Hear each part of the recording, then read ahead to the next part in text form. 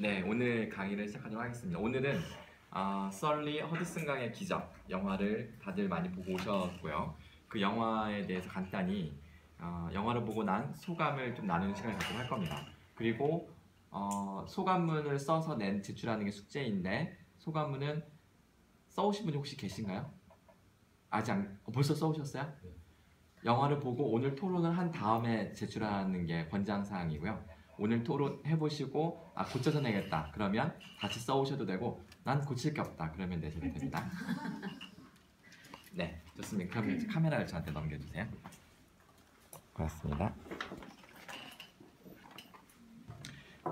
일단은 영화를 보고 어땠는지, 영화를 누구랑 봤는지, 같이 본 사람은 소감이 어떠해 하던가 뭐 이런 이야기부터 가볍게 시작을 해볼까요? 자, 우리 이지연님부터 해볼까요? 저요? 네. 저 여기 있는 선생님들이랑 같이 몇 분이 같이 보셨어요? 3명이서 같이 봤어요. 3명이서. 네. 네. 같이 그 영화를 볼 때 그 이야기 좀 들려주세요. 영화 얘기보다도. 왜 셋이 같이 가셨어요? 같이 다 전공이 영어 교육이에요? 교육이기도 했고 일단은 선생님께서 주도를 하셨습니다. 제가 혼자 볼 것 같은지 선생님께서 같이 보자고 손을 내밀어 주셔서 덥석 네. 잡았죠. 네, 맞습니다. 시작은 그렇게 됐는데요. 네. 일단 이 친구랑 저랑 다 같이 보려고 했는데 시간이 안 맞아서 이분까지 같이 봤는데 이분은 사실 말하고 싶어 하지 않으시나 방송용으로 2번 보셨거든요. 왜요? 저희랑 같이 보고 싶었답니다. 미리 좋았답니다, 봤는데? 저희가. 미리 네, 봤는데? 한 번 더 보고 싶어서. 네. 그러면 바로 단도직입적으로 처음 봤을 때와 두 번째 봤을 때 같아요, 달라요? 저는 처음 봤을 때도 되게 이제 눈물이 그땐 저도 제 딸하고 같이 봤었거든요. 몇 학년이요? 4학년이에요. 초등학교. 네. 네. 그래서 그 아이도 그 세월호에 대한 걸 알고 제가 또 세월호에 대해서 이제 많이 이제 이야기도 해주고 그랬었기 때문에 그거랑 되게 막 생각이 막 교차되고 그래서 그러니까 저도 막 이렇게 좀 막 울면서 예술아 이래서 이랬던 거야 하면서 이제 끝나고 나와서도 그때 왜 이런 이야기를 했는지에 대해서 막 다 설명도 해주고 막 그랬었거든요. 근데 또 여기 이제 친구들하고 같이 볼 때도 또 그런 또 장면에 또 똑같이 이제 눈물이 나고 이제 그러니까 제가 이제 좀 뭘 볼 때 되게 많이 집중해서 보는 편이라 두 번째 볼 때도 거의 그냥 그 감동은 비슷했던 것 같아요. 세월호가 연상돼서 눈물이 났다는 선생님들이 되게 많은 것 같아요. 우리 학교 우리 행복서 연수하는 선생님들도 많이 보셨다고 하는데 같은 이야기를 하시더라고요. 근데 왜 그렇게 눈물이 났을까요? 우선 이제 그 세월호 그렇게 배가 이렇게 침몰했을 때 대처했던 우리 그러니까 정부나 그쪽의 그런 자세들과 또 그 미국이라는 나라는 이제 그게 딱 이제 비행기가 그렇게 이제 착륙이라고 이제 이야기를 했으나 어쨌거나 그런 상황이 닥쳤을 때 정말 그 짧은 시간에 그 24분이라는 시간에 정말 각 그 분야 쪽에서 많이 뭐 통근하는 그 보트 그 배들과 그리고 또 다이빙 하는 스쿠버 다이빙 그 구조대원들 또 그런 사람들이 다 진짜 모두 하나가 돼서 그렇게 다 그 귀한 목숨을 다 살려내는 그런 모습들을 그런 모습들을 보면서 되게 그냥 저런 건데 인간의 같은 거. 네. 저런 건데 이런 것도 느꼈고 또 그 사람들이 또 이제 항구로 다 이렇게 각각 다 흩어져서 돌아왔을 때 또 거기서 다 담요 같은 것도 다 덮어주던 모습도 되게 짠했고 또 물에 빠졌던 사람 건졌을 때 그 스쿠버 다이빙 그 구조자가 자기 모자를 벗어서 그 사람한테 딱 씌워주는 모습도 네네, 되게 그랬죠. 감동적이었어요. 네, 맞아요. 그런 모습이 있었습니다. 그게 다예요? 그럼 여기 혹시 덧붙이실 말씀? 일단 셋이 보는데 네. 저는 처음에 느낌이 저는 이제 영화 보면서 공감하고 싶거나 이제 의문사항이 서로 물어보는 상황인데 모두들 다 같이 집중해서 흐트러짐 없이 이게 숙제라는 생각에서 그랬는지 몰라도 보통 영화 볼 때 자세가 좀 달랐고 저 또한 집중을 해서 보는데 계속 머릿속에 생각을 하기 위해서 그러니까 숙제라는 생각에 영화를 보니까 나름 또 단점도 있긴 했는데 장점도 있었거든요. 놓치지 않으려고 집중해서 보고 근데 저는 이제 다 여러 가지 이 썰리라는 사람이 물론 영화이기 때문에 실제 상황을 어떻게 재현해서 뭔가 재구성했기 때문에 어떤 영화스러움도 있긴 하지만 저는 죄송해요. 다른 분들은 저보고 얘기하는데 여기 카메라 보고 얘기하셔가지고 놀랬어요. 여기 보고 얘기하시고 카메라 익숙해요. 네. 아무튼 그런데 그 썰리 우리 그 세월호 항상 연관지어서 보는 것이 좀 있긴 한데 그 썰리가 기장이 착륙하고 바로 자리에서 일어나서 문을 열고 나가서 그 안에 있는 그 승객들에게 나가십시오 하고 바로 나가잖아요. 그래서 모두 일사불란하게 하고 마지막에 물이 차오르는데도 본인이 뒷좌석 가서 확인하고 나가는 마지막의 모습까지 그런 것들이나 뭐 또 마지막에 명쾌하게 자기의 어떤 그 난 직관적으로 내가 그 매뉴얼을 따르지 않고 정확하게 내 경험에 의해서 20여 년의 경험에 의해서 나는 확신했다. 이게 돌아갈 수 없고 착륙을 해야 되는 생각이라고 했다. 이런 것들. 그래서 다 여러분이 느꼈을 것 같은 일부분이 한데 저는 그 부분이 제일 그랬어요. 그냥 그 상황에 바로 나가서 바로 지시해서 그 사람들이 모두 살았다는 생각이 들거든요. 만약에 기장 같았으면 본인이 먼저 나가거나 아니면 뭔가 하거나 그랬을 텐데 마지막에 그 승객의 어떤 마지막에 남겨진 사람이 없는지까지 확인하는 그리고 안 떠나려고 했던 그 모습까지 그래서 되게 좋은 영화였고 너무 좋았어요. 좋습니다. 네. 교수님 저는 예. 다른 분들한테 좀 여쭤보고 싶었던 게 뭐냐면 영화를 보면서 좀 이해가 안 됐던 게 이 위원회 청문회를 열었던 위원회들이 좀 약간 공격적으로 대하잖아요. 네. 그리고 이 물 위에 착륙을 했다는 것이 좀 잘못됐다라고 말을 해서 저는 육지나 물이나 그게 어떤가라고 생각을 하고 보니까 너무 책임을 전가하기 위해서 그런 거 아닌가라고 생각을 했어요. 네. 그래서 자료를 좀 찾아봤더니 물 위에 착륙하는 게 진짜 웬만해서는 성공한 사례가 없었고 그렇기 때문에 그 결정을 했던 거에 대해서 좀 책임을 많이 물었고 왜 그렇게 했느냐라고 좀 강압적으로 했던 것 같아요. 제가 느끼기에는 자료를 조사해보고. 근데 다른 선생님들께서는 그게 좀 그냥 받아들일 수 있었던 건지 그게 조금 궁금해요. 좋습니다. 지금 이지연님의 질문인즉슨 우리는 그 영화를 보면 썰리 기장이 상당히 미화되어 실제 영웅이에요. 실제로 영웅이고 위대한 사람인데 위원회에서는 그 사람이 이것이 실수나 잘못 오판에 의해서 많은 사람들을 위험한 지경으로 이끈 것에 대해서 끝까지 밝히려고 되게 애를 썼잖아요. 그렇죠? 지금 그것에 대해서 다들 어떻게 그 점을 보셨냐라고 질문을 하는 겁니다. 제가 생각하기에는 예. 첫 번째는 저희 나라와 외국과의 나라에 대한 차이가 커요. 1차적으로는 저희 나라는 사고가 생기면 그 밑에 있는 직원들이 먼저 출동을 해요. 그리고 책임자가 뒤로 따라가요. 하지만 미국 체제는 그렇지가 않아요. 책임자가 가장 먼저 가서 거기에 대해 맞춰서 자기가 머릿속으로 어떻게 할 건지를 지시로 일일이 사람들한테 다 일일이 체크를 하고 거기에 맞춰서 모든 책임을 그 대신 오너가 져요. 그렇기 때문에 이 차이가 커요. 저희 개인적으로 저희 아버지가 미군 부대에서 한국 책임자였었어요. 그러니까 안정리 부대에 있었거든요. 평택 안정리. 네, 그렇기 때문에 저희 아빠가 원래는 60세에 이제 정령 퇴임을 해야 되는데 맡길 사람이 없으니까 한국의 대표 맡길 사람이 70세까지 일을 하셨어요. 네, 그래서 그걸 봤을 때 이 사람들은 능력을 보지 그 사람의 그런 일반적인 이렇게 체계를 보는 게 아니라 이 사람이 어디서부터 어디까지 나이가 있지만 어떤 능력을 갖고 있는지를 먼저 보거든요. 그렇기 때문에 70세인 할아버지가 제일 가장 먼저 가서 그 위치에서 지시를 내리기 전까지 뒤에서 쫓아와요. 모든 사람들이. 그러고 난 다음에 지시가 이루어지고 그 다음에 거기에서 맞춰서 그리고 마지막까지 책임을 끝까지 완수하고 들어오는 게 오너예요.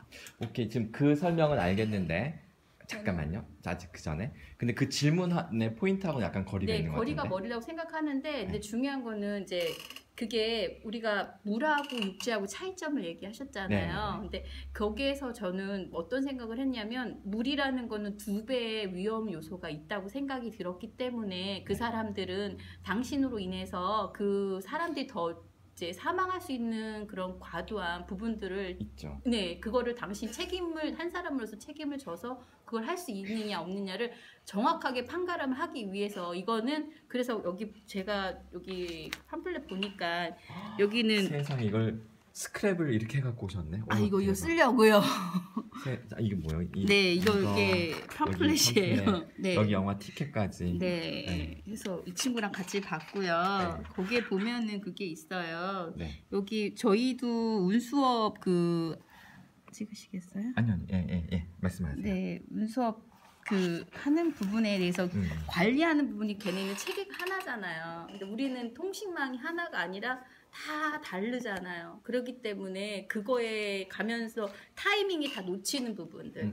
그런 부분들이 가장 컸기 때문에 얘네들은 그걸 또 한번 집어주는 것 같아서 이게 정말 정확하게 이 사람이 잘 한 건지 아닌지를 책임을 더 물어보고 앞으로 더 나아가서는 그런 것들을 해야 하나 말아야 하나 이런 것도 육지하고 바다의 차이점 한 번 더 짚어주는 건 아닌가 싶은 생각은 좀 들어요.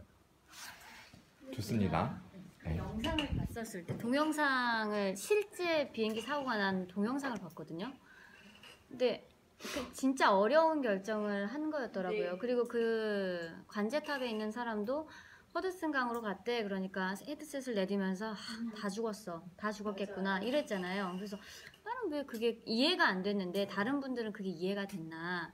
그러니까 그만큼 어려운 일이었고 지금까지 뭐 소몽사리가 한두 차례밖에 없을 만큼 그리고 그 사람이 능력이 40년 동안의 그 경험과 뭐 직관으로 능력으로 해낸 결과물인 거지 그게 만약에 잘못됐으면 그랬을 수도 있겠구나라는 생각을 한번 하긴 했어요. 그러면 이 의견에는 일단 동의하시면서 우리가 이제 모르는 미국식 문화를 이야기를 해주신 걸로 일단 정리를 해보고요. 네. 저는 그걸 이제 첫 번째로 저희 가족하고 같이 봤을 때 제가 왜 저렇게 저 사람들이 그 썰리에게 막 따지는지 이유를 설명을 했는데 네.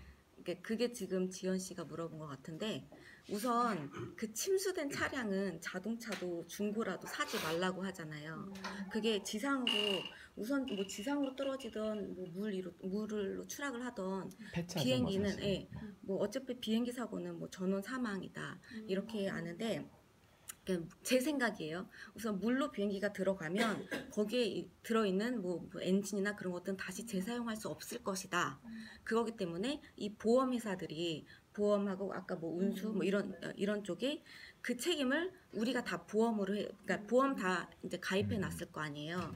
그럼 그 비용을 그 사람들이 다 이렇게 이제 만약에 그 설리 책임이 아니라면 그걸 다 지불해야 하는데 그게 아니고 설리의 책임이라면 네가 그걸 다 전가시키기 위해서 왜 물로 착륙을 했냐 그거를 이제는 집요하게 따진 거야라고 저는 이렇게 설명을 했거든요.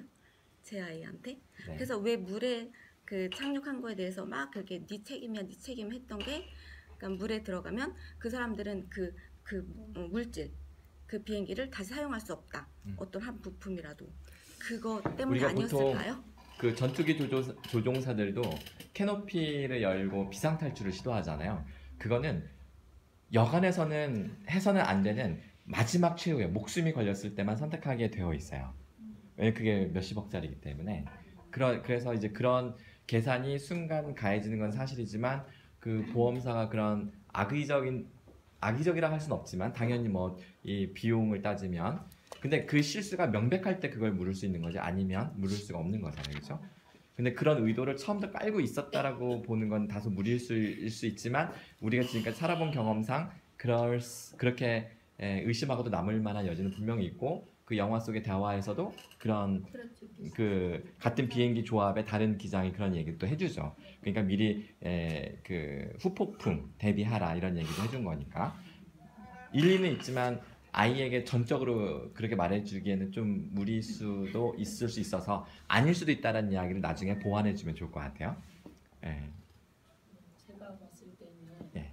그 청문회를 시작을 하면서 그 과정들이 있잖아요. 네네. 그 과정들 속에서 이제 저는 우리나라는 이제 뭐가 틀리냐고 지금 이제 제 느낌으로 이제 봤던 거예요. 아까 저분은 이제 그런 보험 쪽으로 느꼈는데 저는 한편으로는 그 155명의 생명을 가지고 이 사람이 그 자기의 판단으로 그렇게 잘 될 수도 있지만 안 될 수도 있었지만 그 두 가지 과정을 그쪽의 위원들은 다 본 것 같아요. 그러니까 비행기가 중요한 게 아니고 목숨을 가지고 본인의 판단이 얼마만큼 됐다는 거에 대해서 이 결과물도 중요하지만 영웅이지만 과정을 더 많이 본다는 걸 저는 느꼈어요. 그리고 그 과정 속에서 이 지금 썰리가 이제 밝히면서 타이밍이 중요하다는 걸 그거에 대해서 본인이 그 자리에서 청문회 자리에서 오픈하면서 얘기를 했을 때 그분들이 위원회도 23초의 시간을 다시 주고 35초. 35초의 시간을 다시 주고 그거에 대해서 다시 시뮬레이션을 했을 때 그거에 대한 이 부분에 대한 인정을 그 자리에서 하고 그분이 썰리가 제대로 했다는 거를 그 자리에서 다시 인정하고 칭찬을 했거든요. 그래서 그런 과정을 봤을 때 결과를 중요시하는 것보다 이 결과물을 가지고 이렇게까지 끌어올 수밖에 없던 과정에 대해서를 다시 한번 집어보고 그런 실수를 또 할 수 있는 건지 아니면 지금 같은 거에 대한 너무 잘된 작업인지를 그 청문회는 몇 명이 아니고 굉장히 많은 기자들과 항공 관련한 사람들이 그 자리에 앉아 있었거든요. 그래서 그분들의 하나의 질책이기보다는 제가 보건에 이런 한 사건에 A라는 사건에 여태까지 모든 그런 비행기 사고는 불착식을 했을 때 뭐 한두 명의 사망이거나 이런 경우가 있었는데 그런 게 없이 갔다는 거에 장점과 단점을 저는 그냥 토의하는 그런 자리라고 생각을 했어요. 그러니까 청문회이기보다는 같이 그래서 바로 그런 좋습니다. 과정을 더 많이 봤다고 생각을 했어요. 두 분은 공통점이 되게 긍정적으로 이 영화를 보고 계시네요. 네. 근데 클린트 이스트우드 감독이 이 영화를 만들 때 의도는 이미 인터뷰에서도 많이 밝혀졌지만 철저히 합리주의적인 사고관 그것을 깨는 게 목적이었고요. 그리고 이 썰리라는 기장의 위대한 직관과 통찰을 인정하지 않는 미국 사회에 대해서 다시 한번 경종을 울리는 게 목적이었었어요. 그래서 그 마지막 그 청문회 자리에서 휴먼 팩터라는 것을 개입시켜서 35초라는 시간을 벌고 다시 시뮬레이션을 했을 때 그 위원들은 다시 칭찬을 한 게 아니었어요. 그 영화를 혹시 2번 보신 분은 예민하게 보셨을 기억이 있을 텐데 그냥 항복한 거예요. 인정이 아니라 항복이에요. 항복이라는 거는 인정을 하지 않아도 일단 내가 졌소다 하는 그것이 어느 멘트에서 알 수 있냐면 마지막에 여자가 그랬나 남자가 그랬나 그래요. 이런저런 모든 전문가들이 다 검토한 결과 모든 것이 설명이 되지만 여전히 설명되지 않는 미지수가 하나 남았다. 그것은 당신입니다. 썰리 이렇게 이야기를 하거든요. 합리주의에서는 직관을 미지의 영역으로 남겨두어요. 네. 설명 불가능한 영역으로. 그 얘기는 그 청문회에서 공식 보고서의 최종 결론에는 어느 누구도 이와 같은 상황이 발생했을 때 똑같이 따라해서는 여전히 안 될 것으로 결론을 내린다는 뜻이에요. 네. 인정된 게 아니에요. 그 점을 제가 명확히 일단 해드립니다. 결코 청문회가 나중에 수긍하고 인정하고 그런 자리는 결코 아니었다라는 점. 그리고 우리 이지연님이 지적했듯이 위원회가 철저히 바다에 착륙한다는 것은 최악의 경우도 해서는 안 될 판단인 거예요. 혹자는 40년이라는 경력, 42년이라는 경력이 뒷받침되었기 때문에 그 사람이 그나마 그런 통찰을 강위에 내릴 생각이라도 할 수 있었지 않았을까. 그래서 경력이라는 거, 연륜이라는 거 무시할 수 없는 것 같다라는 의견을 얘기를 했는데 그것도 되게 섣부른 결론일 수가 있어요. 왜 그러냐면 그런 장면이 나오죠. 그 방송사 여자 MC가 되게 아주 차분하게 인터뷰를 해요. 썰리하고. 그럴 때 이런 얘기를 합니다. 되게 그런 결정이라는 건 엄청난 모험인데 힘든 결정을 하셨겠네요. 이런 이야기 하는 장면이 있고요. 아내하고 전화 통화할 때 아내가 막 걱정하고 서로 막 이렇게 하다가 남편이 이제 내가 정말 실수하고 모든 사람을 위험한 지경으로 몰아간 것이라면 안 그랬어도 되는 건데 막 이런 걱정하니까 그러게 왜 강우에 내려가지고 말이야 막 이런 얘기를 해요 아내가. 그 얘기는 상식적으로 합리적으로 내려서는 안 될 결정이라는 것을 암시하는 거예요. 그 영화가 그런 요소들이 이렇게 쫙 깔려 있어요.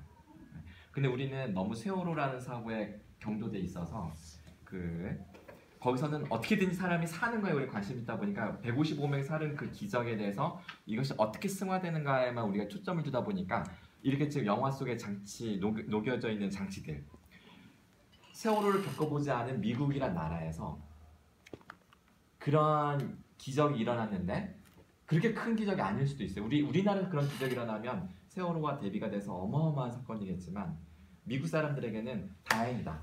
그 기적 너무 고맙다. 라는 일반 시민들과 155명이 사는 건 철저 운이다. 운이다. 어느 누구도 이것을 다시 따라하면 모방하면 안 된다. 그거예요 그냥.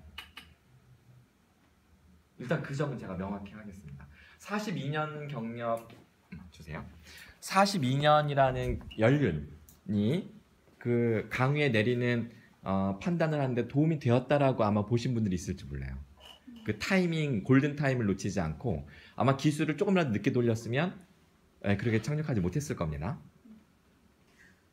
그 샌프란시스코에서 아시아나 또 사고가 났었잖아요. 그 착륙하다가 너무 일찍 내리는 바람에 네. 꼬리날개가 강쪽에 부딪혀서 이렇게 붕 떴었죠. 근데 그 당시에 그 기장도 갑자기 당황한 나머지 인간적이기 때문에 이게 올리는 순간 이제 꼬리 부분이 이렇게 날아갔다라고 들었었거든요. 이제 그런 면에 있어서 그 기장의 숙련도가 그런 사고에 있어서 많이 작용을 하지 않나라는 생각을 하게 됐어요.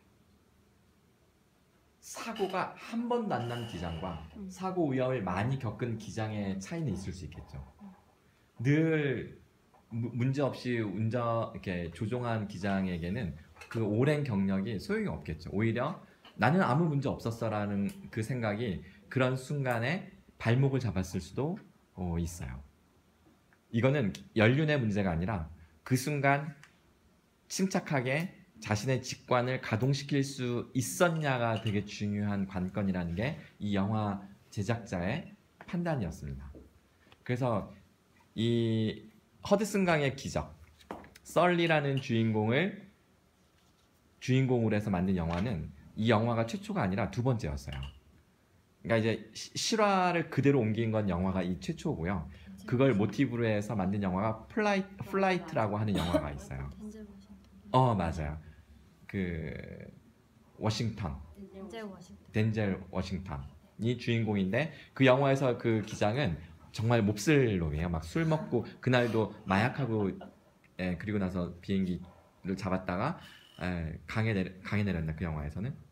아니면 그냥 들판 같은데. 거꾸로. 근데 이제 나라에서는 그 사람을 쉬쉬해요. 그러다가 자기가 나중에 양심 선언을 하면서 뭐 이렇게 그려지는 영화고 그러면서도 사람들이 감동을 받는 이상한 구조예요. 직관적인 판단은 오히려 아무런 경력이 없는 신참이 더 잘할 수도 있어요. 때로는. 그냥 평소에 경비행기 운전하다가 어떻게 조종사 코스를 밟아가지고 조종사가 된 거예요. 그래서 이제 부기장인데 기장이 넋이 나가서 아무것도 못하고 있어요. 나는 이제 신참이고 기장이 있고 나는 거기서 계속 수련을 하는 개념으로 부기장이 앉았는데 기장이 넋이 나가니까 자기가 조종대를 뺏어 와가지고 어떻게 다 살릴 수도 있는 거예요. 얽매일 게 없으니까 그럴 수도 있는 거예요. 무슨 얘기냐면 오랜 연륜이 뒷받침될 때 이런 것들이 가능하다라고 우리가 생각을 하면 아무도 그런 직관을 할 수가 없는 거예요. 오랜 연륜을 쌓기 전에는 그런 가정은 절대 옳다라고 하기가 어렵습니다. 실제 상황에서는 네. 그 프레셔가 있으니까 그 스트레스 때문에 어떤 일을 해결하기 위한 능력이 급속도로 이렇게 생기지 않나요? 무엇으로부터의 프레셔? 어떤 프레셔? 이거를 갖다가 목숨이 걸린 큰 사건에 지금 바로 중앙에 있으니까 이걸 해결해야 된다는 그 압박이나 스트레스가 당연히 있겠죠. 작용을 하는지 일을 내 판단 해결하는데. 하나가 모든 사람의 생사를 좌우한다는 생각이 당연히 있죠. 근데 이렇게 눈 동그라지듯이 분명히 그 상황에 눈이 동그라지면서 네. 멘붕이 올 것이다. 네.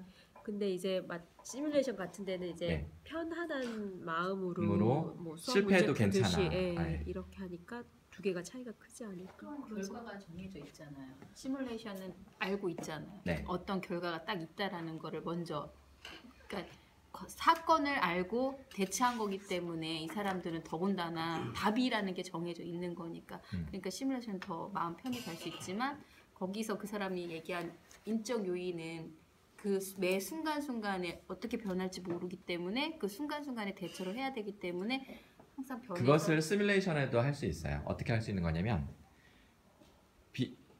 조종사 자격증을 따기 위해서 자격을 얻기 위해서 마지막 관문이 평소에도 늘 가서 연습하던 시뮬레이터인데 그 시뮬레이터 안에 들어가서 마지막으로 무사히 떴다가 착륙하면 끝나는 관문이에요.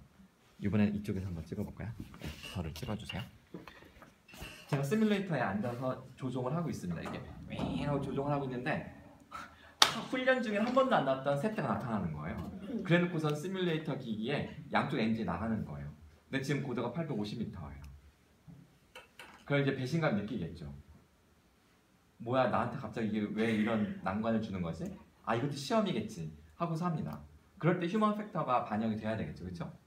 그때 당장 알고서 근처에 뭐 티터보로 공항이라든가 라과르디아고 공항 라과르디아 대충 그런 공항으로 향할 시도는 하죠. 당연히 처음에는 메이데이 하면서 처음에 했던 시도가 비행기를 이렇게 하다 확 이렇게 도는 장면이 나와요.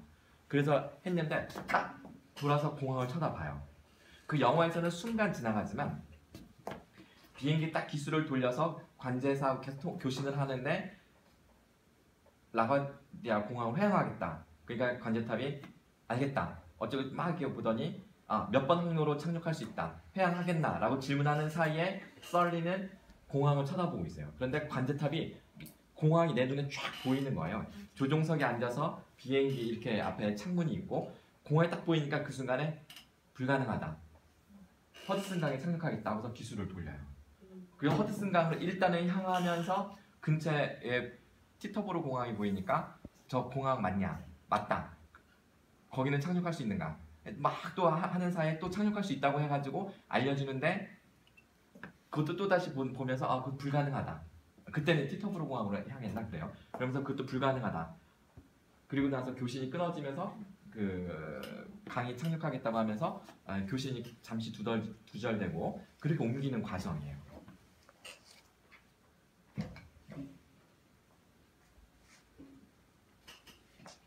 시뮬레이터에서 세 대가 쫙 충돌했는데 그럼 이 사람이 어떻게 하느냐에 따라 달라지는데 그 조종사 시뮬레이션에서 그 청문회장에서 왜 이렇게 35초라는 휴먼 팩터 이 사람 헤매는 시간을 넣어놓고 그래서 기다려요. 세 대랑 충돌한다면 그 35초 오케이 이제 기술을 돌리겠다. 그래서 이제 티터브로 공항으로 가는데 옆에서 부기장이 플랩을 더 펼칠까요? 막 이런 거 하는데 아니 일단 유지해. 그 쾅 사고 나요. 그게 오랜 연륜이 있는 기장들이 흔히 내리는 결정이에요. 그런 걸 영화에서 다 깔고 보여준 거예요.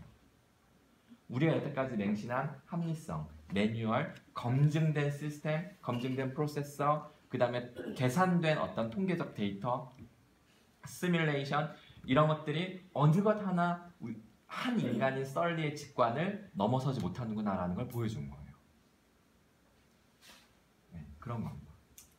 시뮬레이션에서도 얼마든지 그런 그 인터벤션을 이렇게 코드를 넣어놓고 삽입해놓고 사람이 당황하는데 이 사람은 땀이 나요. 왜냐하면 여기서 떨어지면 내가 여태까지 십수년 기장되려고 고생했던 게 다 날아가거든요.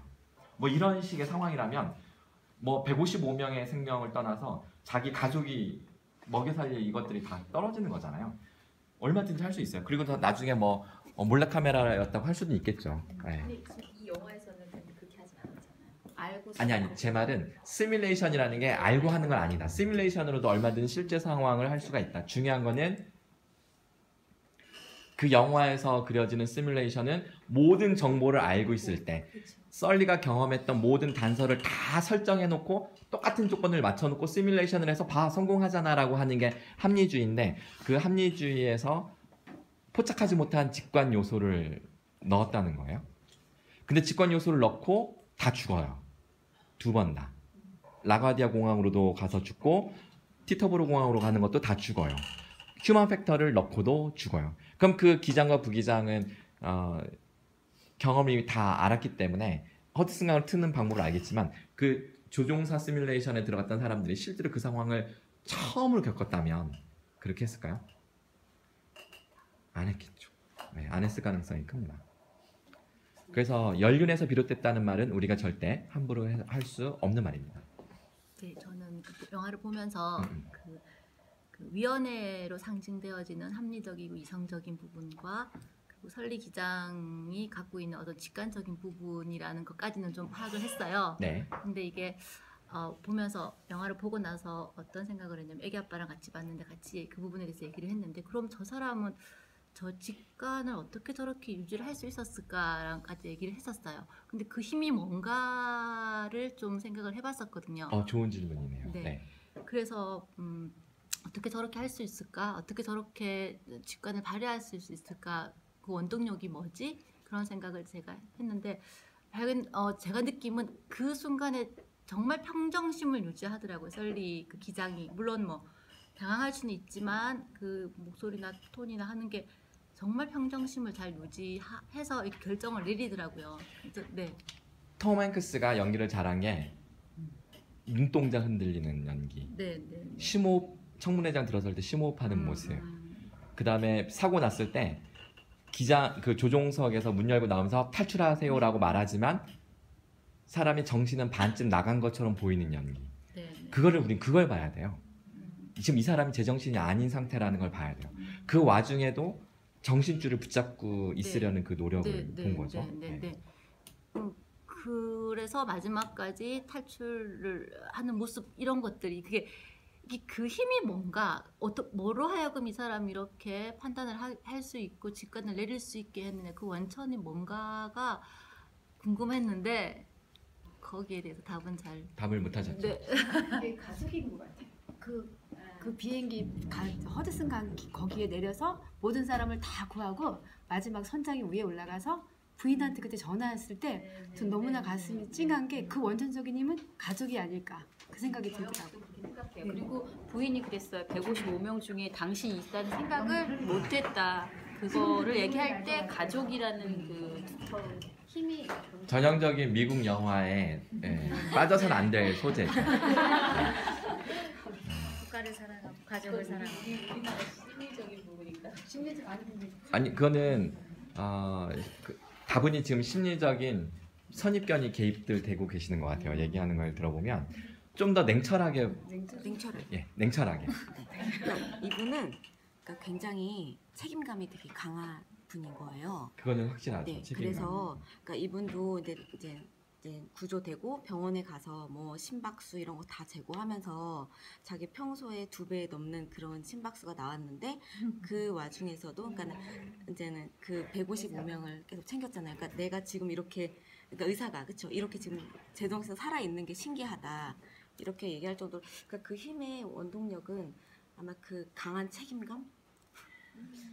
저는 또 다른 의견인데 당연히 책임감도 있었고 가족의 사랑 그리고 이 많은 승객들을 살리고 싶어하는 의지가 있었던 건 분명한데 제가 그 기능적으로 봤을 때 이 사람이 한 행동들을 보면 그 힘이 뭘까 저도 고민을 진짜 많이 했거든요. 근데 약간 상위인지 능력이라고 보통 하는 메타인지가 그 사람은 남들보다 조금 더 뛰어났고 그의 파트너도 그거를 좀 가지고 있었던 사람이고 208초 동안 그 눈이 엄청나게 많이 돌아가잖아요. 여기 그랬죠.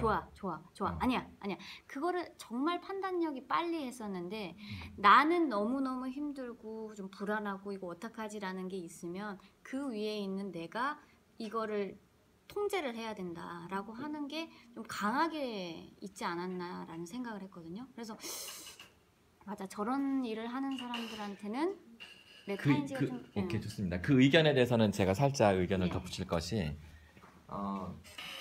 충분히 좋은 가설인데 그것을 의식할 수는 없어요. 그걸 의식하면서 생각하는 사이 시간은 계속 흘러가거든요. 그리고 내가 메타인지로 올라갔다가 내려오는데 시간이 걸려요. 내가 지금 잘 생각하고 있나? 내가 지금 이럴 때 내가 지금 떨고 있나?를 스스로 인지하는 그 시간이 흘러가는 동안 골든타임을 놓치는 거예요. 저절로 되는 거예요. 저절로.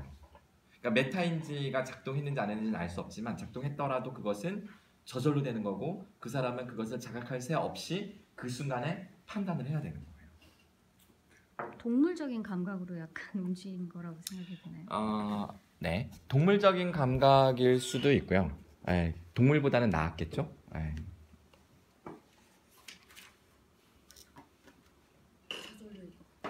왜냐면 얼마 전에도 네. 그 화재 사고 났을 때 그 네. 청년도 그냥 자기 살라고 나왔다가 또 바로 또 올라가서 막 두들기잖아요. 이 그게 사람도 뭐였지? 무슨 일이지? 그 술 먹고 차 불질러 갖고요. 네. 그 빌라 단지인가요? 고시원. 그래서 어떻게 다 됐는데요? 두들기면서 네. 다른 사람들은 새벽 시간이어서 다 문 열고 나왔고 그 청년은 죽었어요. 예, 그것 뉴스 기사. 그 청년 왜 죽었어요? 그러니까 우선 유독가스에 질식해서 그러니까 누굴 살리러 네, 그래서 들어갔다가? 문들을 다 두들겨 빨리 나오라고. 아. 빨리 나오라고 막 두들겨서 사람들이 그 소리에 깨서 나와서 사람들은 다 이제 살았고 그 이제 29살인가 그 청년은 이제 유독가스에 그 문 거기까지 못 가고 위치 고층에서 쓰러져 있다가 이제 죽었거든요. 그러니까 그 청년도 그러니까는 뭐 내가 그러니까 그 어쨌거나 이렇게 사람을 살려야겠다는 그 마음에 그냥 저절로 그렇게 여기서 잠깐 그 청년 잘했다고 지금 보고 얘기하시는 거예요? 네? 아니 그 청년 잘했다가 아니라 네. 그 교수님께서 말씀하신 네. 그 내가 그러니까는 어떤 뭐 내가 좀 잘하고 있나? 뭐 이렇게 하는 게 맞는가? 뭐 이렇게 고민할 틈이 없이 네. 그냥 저절로 그렇게 행해서 그 원동력이 그렇죠. 네, 그렇게 그런 행해서 하나의 그런 사례고. 사람을 목숨을 구했다는 게 저도 그러니까 그 청년도 뭐 내가 지금 올라가서 저걸 두들겨야 되나 뭐 이런 생각이 뭐 순간 했을 수도 있겠지만 그 사람도 자기가 그냥 막 올라가서 그래 두들겨서 이렇게 했던 거잖아요. 그렇죠. 그것도 다 이제 자기가 그러니까 저절로